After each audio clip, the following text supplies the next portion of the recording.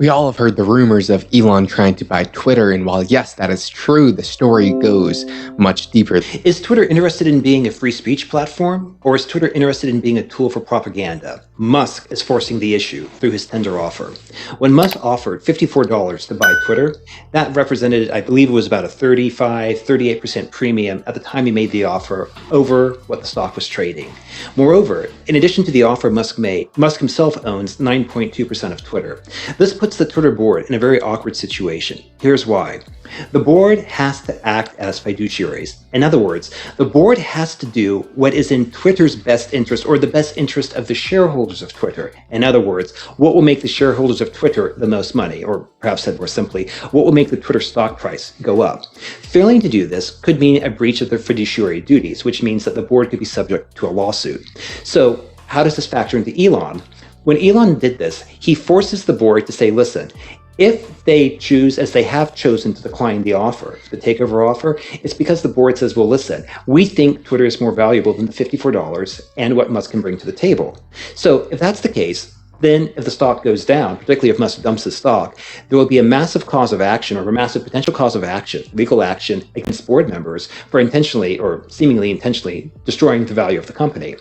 Now, my suspicion is, or the lens I look through this at, is I don't think Twitter is necessarily in business to make money. And more importantly, I don't think the people who stand behind Twitter and the people who stand behind those people necessarily want Twitter to make money. Don't get me wrong, Josh. If it makes money, that is a happy coincidence. Certainly no one will turn it down. But I suspect really what's going on is that the value of Twitter is to produce a narrative, to make a digital echo chamber, to shape viewpoints. And if Twitter, for example, I think back to the investment by the Saudi prince, I can't say his name, but it's Kingdom Holdings, another large shareholder in Twitter who publicly came through and said that, he was certainly going to vote against it. If I was a foreign power and I wanted to project social influence and therefore political influence into the United States, Twitter would be an excellent tool to do so, particularly in the digital space, because if you can use Twitter to shape a narrative, if you can use Twitter to control what people see, you can probably then use that same method to control how people think about things. If you control how people think about things, you can sing them a song. Yeah, influence, exactly. And that certainly is worth more than $54 per share. But this gets back to the takeover offer. See, if the Twitter board comes out and says, well, no, we don't want to do it because we're more valuable as a propaganda arm for maybe the US government and people outside the US government, that's going to raise some red flags. But at the same time, if the board says, yeah, we're willing to accept Elon's offer, and Elon comes in and opens up the door to free speech, or at least makes the Twitter commitment to free speech much more viable. In other words, it's much harder for Twitter to shadow ban people, to censor people, to kick people off the network. Maybe a certain someone is let back onto the network, but let's not get ahead of ourselves. The key is this. For the woke narrative to exist, it has to exist in the vacuum, I would argue, of the truth. In other words, lies always flee from the truth as the dark always flees from the light.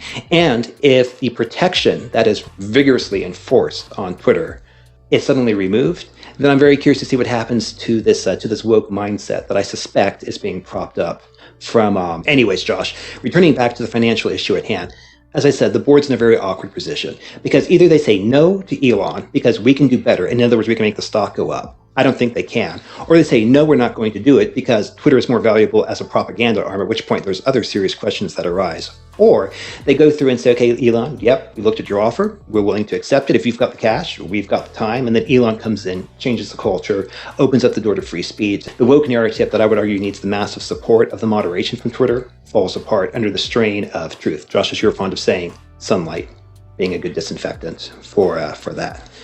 Either way, it's kind of a lose-lose situation for the Twitter board. Very curious to see how this plays out because, like I said, if they screw up, if they breach their duties as fiduciaries for Twitter, that is a massive lawsuit. And Musk is no fool, and nor the people that are opposing Musk, I would think, too. But the key is both sides, they not only have access to the capital and the very deep pockets, as well as the experts, the lawyers, the independent consultants, whatever, to advise and to see where this goes. What I'm surprised about is the outrage of Musk saying he's a proponent of free speech, and people are saying how bad that will be for our society. I mean, was our country not raised upon the essence of freedom and free speech, and people are throwing it away, asking to be censored? They say it's like they want to be governed harder. It is quite literally the most bizarre thing I've ever seen. It makes me question if these people are even real. Yeah, it forces them to have to come to Jesus moment. And so again, like the very people that decry and complain about, should we say, fascism, are the very same people who use the exact same methods that they decry in order to prop up their own worldview. They can't see the reflection. If you are so confident in your viewpoint, why are you not willing to accept others? Why can't you see the other viewpoint and try and express your views against them? Because that is how we communicate and exchange ideas and ultimately come up with the truth, which I believe Elon is trying to push for. This is really bringing light upon the situation, because it may put some light bulbs and some cracks in the armor of some of these people who have not had to think for a long time. If nothing else, it's exposing what Twitter really is.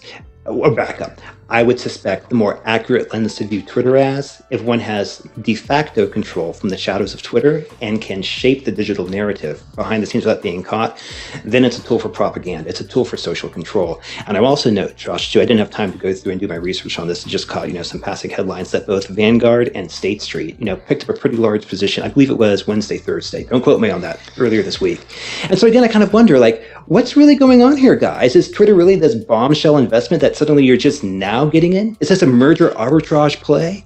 Or are people who are, or the powerful people who stand behind the powerful people that we know saying, oh, no, we can't let Twitter fall. In other words, we can't let the control mechanism fall. I don't know either way, but I'm very curious to see how this plays out. Justin's not on Twitter, so he doesn't have a good grasp of this, but Twitter is one of the freest speech of any platform. If you look at I'm saying in comparison, if you look at the YouTubes, the CNN, Foxes, the mainstream media, you can at least see alternative viewpoints on Twitter, at least for the size and scale. Twitter is probably the biggest network that there is. That is not to say there's no censorship. In fact, there is deep censorship. I mean, if you're political or not, I hate all politicians with a passion, but to ban a past president of the United States for speaking is just absolutely mind-blowing. So there is a lot of truth that we are not seeing, and a lot of messages that are being portrayed upon us. So if Musk does happen to take over, I don't think he has the power to, though, because the powers that be have no incentive to let him, because their entire ideology and ability to do what they are doing lies upon the ability to censor and push propaganda. And control the narrative. Josh, I would put I completely agree with you on that, but I would frame it slightly differently. The powers that be and the powers behind the powers that be don't want this to happen, but they would allow it to happen if the risk of not allowing it to happen exceeds the risk of it happening. This is where Musk can come in and shine as the salesman that he is, because if the general public wakes up and says, well, wait a minute, what's going on here? Twitter, what actually are you? You see, the instant people come to perceive Twitter as a potential way to shape the narrative, or as it's essentially a way to generate, a mindset, is the instant Twitter's going to lose the power or the allure that it has, to the elites or whatever. So it's a very, very interesting time on that front. Lastly, I'll note this: social media companies, of which Twitter is no exception, rely, I believe it's Section 240. It's the immunity that grants them, these people as platforms, not publishers, to that is immunity from libel. If Twitter is actually shown, or if Twitter basically says, listen, we engage in content moderation because we want to create a community, we want to create a safe space, whatever. And of course, that's the right to do. I'm not trying to say Twitter does not have that right. And I certainly would argue there is a case to be made for that. There's some nuances there, but let's just say for all intents and purposes, that's an argument that can easily seduce me. Here's the follow-up to that. You can't claim that you are a platform in that case. You are a publisher. And if you're a publisher, you cannot claim Section 240 immunity. In other words, you have to open yourself up to liable, or you have to expose yourself to legal liability. So again, if for nothing else, Twitter can't have it both ways. They can't basically do shadow moderation and then claim to be a neutral platform. And I think Musk is leading the charge of basically showing the public, listen, guys, take a second look at Twitter and see what's really going on here.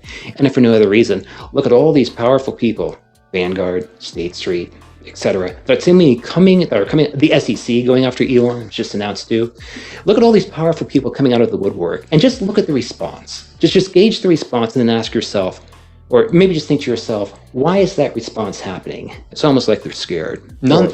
Nonetheless, you have to question, if they are not going to accept a 38% premium to their stock price, that means their objectives are not to provide to their shareholders and to make the maximum amount of money possible. And they've lied. And absolutely. So if they are not pursuing the best interests of their company, what are they pursuing?